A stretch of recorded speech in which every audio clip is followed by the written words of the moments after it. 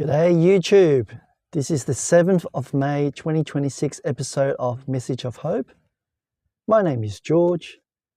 It's wet outside, so I'm afraid I have to do this inside my car. Let's get on with it. Okay, so early in my real estate career, and I mean embarrassingly early, a buyer came to me wanting to purchase a property with several other people. If I recall properly, maybe they were siblings. Yeah. So obviously there were split ownerships. Multiple parties on one contract, you see. Now, I had never encountered that before. My manager wasn't answering his phone because I had questions to ask him, how do I do this? But I could also feel the buyers were getting restless. So I wrote the contract myself from what I could piece together. Well, I brought it back to the office. My manager looked at it the next day.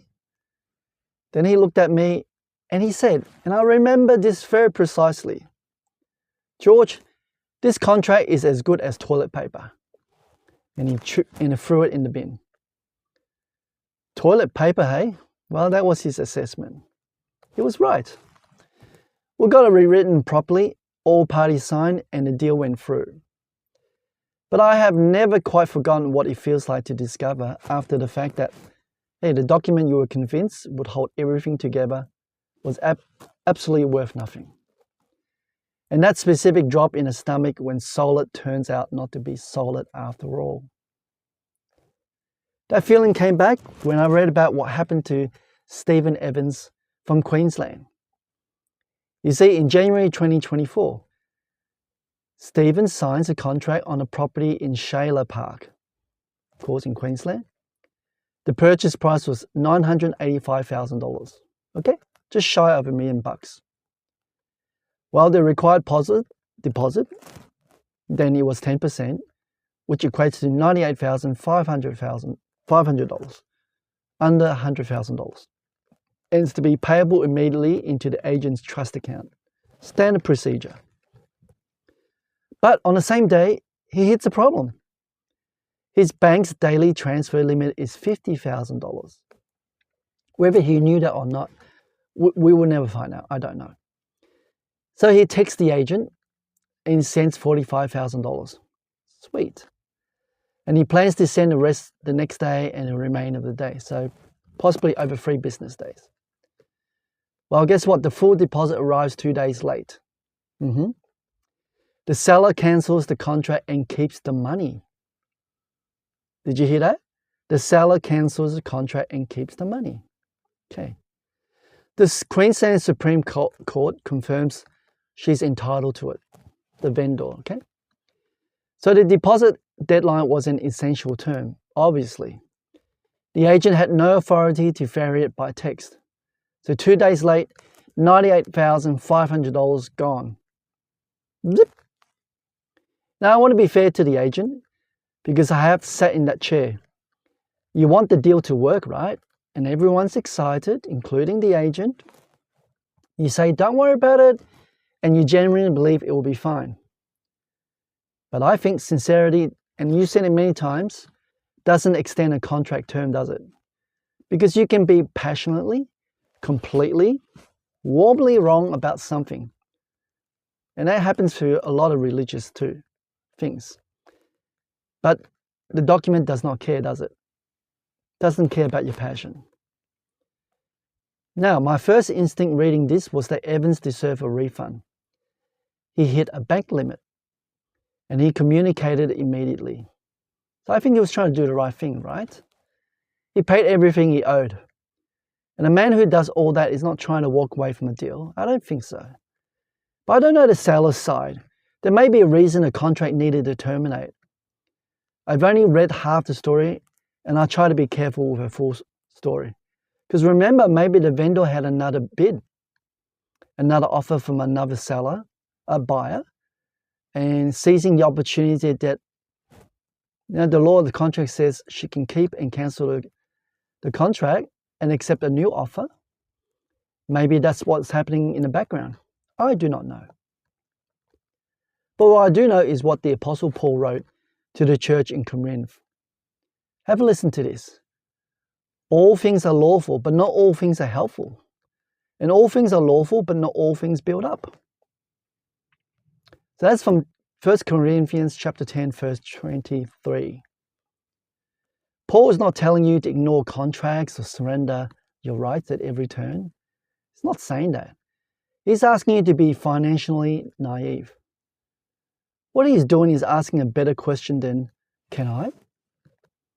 He's actually asking, does this help? Does this build a people caught inside this decision? Now, legal system is a foundation. Paul is asking what you're building above it. If this is the kind of conversation you want more of, because it's practical, it's honest, it's what the Bible actually says about real money decisions, I'm going to encourage you and ask you to subscribe right now. Hit that button. Don't forget to give me a like and spread this message far and wide through this video. Okay, because there's more coming, and the next episode might be the one that shifts something in your life. Have you seen the film Pretty Woman? I've seen it once. It starred Richard Gere, right, in 1990. So his character built a career acquiring companies and then dismantling them. That's his specialty. And does it legally, right, through the system. He does it with a profit too. So entirely within his rights. He walks into every room holding the power and the permission. And then the turn, he sets it down, right? Offers a partnership instead of a demolition to one of the clients. Not because the law required it, but because he asked a better question. He had the power and the permission, you see, but he chose not to act on it. But that's Hollywood for you, I guess. That film stayed with me when I thought about a woman I used to know at church. You see, she had become a faithful presence as a social friend in the life of a man whose family had drifted away. She wasn't dramatic about it. She was just simply there consistently when others weren't being a friend to him. Now, when he died in old age, he remembered her in his will. Good on him. He left her his apartment. It was a 2-bedroom, one of those old apartments in Essendon. And I recall from that man was a top-level apartment on the top floor. Because I know that apartment because she hired me to clean it. It was hers, legally, fully, and without contest.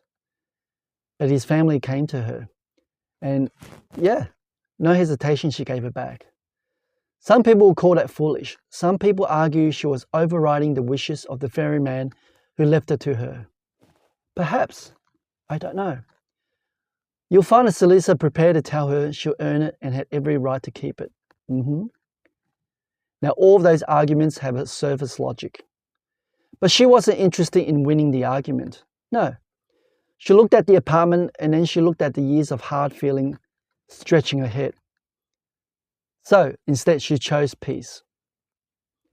She wants trouble for something that is, in the end, temporary on this earth. Is that what she's after in the end game? I don't think so. Remember what Paul said, all things are lawful, but not all things are helpful. And all things are lawful, but not all things build up. So hear those words now, having met her. That's not a loophole, not a soft exit from your genuine obligations. It is a better starting question, isn't it? Before you sign, and sometimes long after you're already holding something you're legally entitled to keep. And I have to be honest with you here. I have people who owe me money. That hurts. An investment agreement, that I had years ago. Now, I kept putting good money after bad money, trying to recover my loss until I got to a stage. At some point, I had to accept this isn't coming back to me, right? So I've let it go and I let God deal with it. That's the best medicine I could give myself. Now, this is not a triumphant resolution. It's probably there for a reason. It probably taught me a good lesson. It cost something to arrive at. But I know what continued pursuit would have cost. In the time and in the bitterness and energy spent pushing a door that was never going to happen. And none of that would have built anything worth having, really. Now, none of this means you should be financially reckless. I am not promoting that. Or legally careless. No, quite the opposite. So know what you are signing. Read every essential term before your name goes anywhere near it. And if something goes wrong, hey, we're only human, but just learn from it, right? If a contract specifies a deposit date, meet it in full. Confirm in writing by the person who has actually authority to confirm it. So never take a text from someone who cannot change the terms, as though it carries the same weight as the contract itself. No. Heaven's loss was preventable, not through goodwill, but through preparation, I think. So check your bank transfer limits, get your variations in writing. That's not anxiety, that's just practical wisdom. Proverbs has been recommending for 3,000 years, my friends. And when you find yourself holding a legal right, and I mean truly holding it, deciding what to ask with it, ask questions, Paul, that will ask before you act. Can I? Maybe, probably. Does it help? Does it build?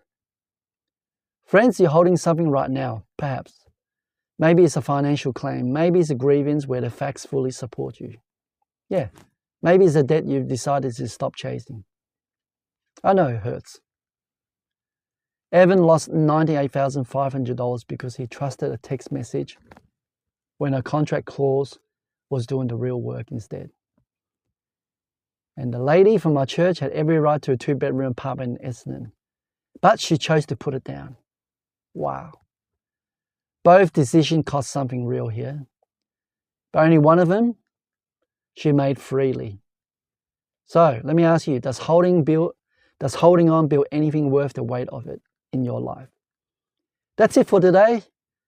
The rain stopped. I should have gone outside and do this video, but hey, maybe next time. Thanks for listening. Don't forget to subscribe, like, and share the video. I'll see you on the next one. Bye-bye.